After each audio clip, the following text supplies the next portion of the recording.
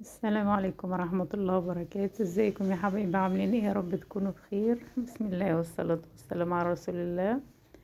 النهارده هنعمل معاكم أكلة بسيطة كده وجميلة جدا، هي معروفة في الصعيد، وهي العصيدة الصعيدي. العصيدة بالعسل والسكر، بالعسل والسمنة.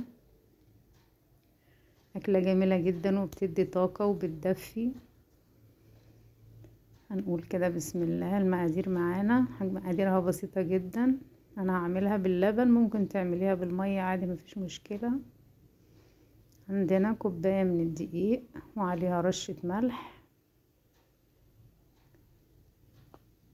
وكوباية من اللبن. هنسمي الله ونحط اللبن في المقلاية،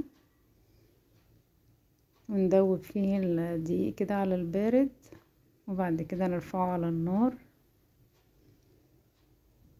الأكلة دي ممكن تنفع فطار الصبح، تدي طاقة جميلة جدا. ممكن تنفع عشاء بالليل كده في الساقعة دي، تدفي برضو، حلوة جدا. معايا هنا بتساعدني. هنزل كده بكوباية الدقيق، ندوبها على البارد كويس، وبعدين نرفعها على النار.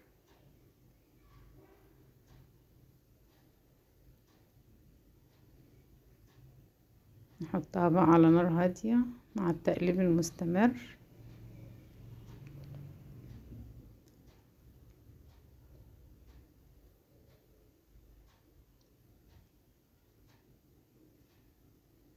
تقلبي تقلبي بسرعة علشان ما تلزقش في قعر المقلاية. اول ما تبدأ تستوي معانا هشيلها بعيد عن النار. انا كده لقيتها تقيلة فزودت لها شوية مية. اول ما تبدأ تورق معاكي كده والعجينة لونها يغير، اعرفي خلاص ان هي استوت.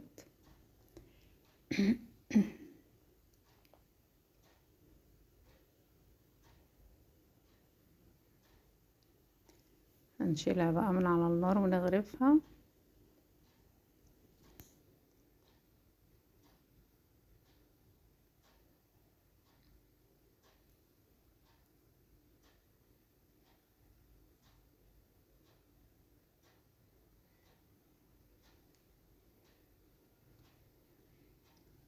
ما تنسوش الصلاة على الرسول عليه الصلاة والسلام وذكر الله والدعاء لأهل غزة، ربنا ينصرهم على أعدائهم.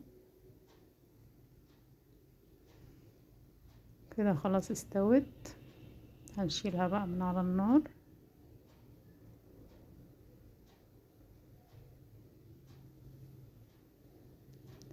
عندنا هنا زبدة سايحة وعسل اسود. هي بتبقى جميلة جدا بالعسل الاسود.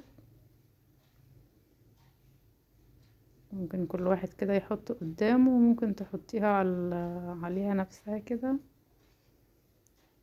تحطيها كده في النص، تفتحي فتحة في النص كده وتحطي السمنة والعسل، واللي يحب يغمس.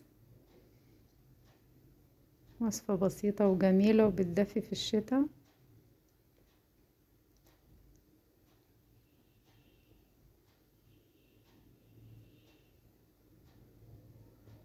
هنزل كده عليها بالزبدة.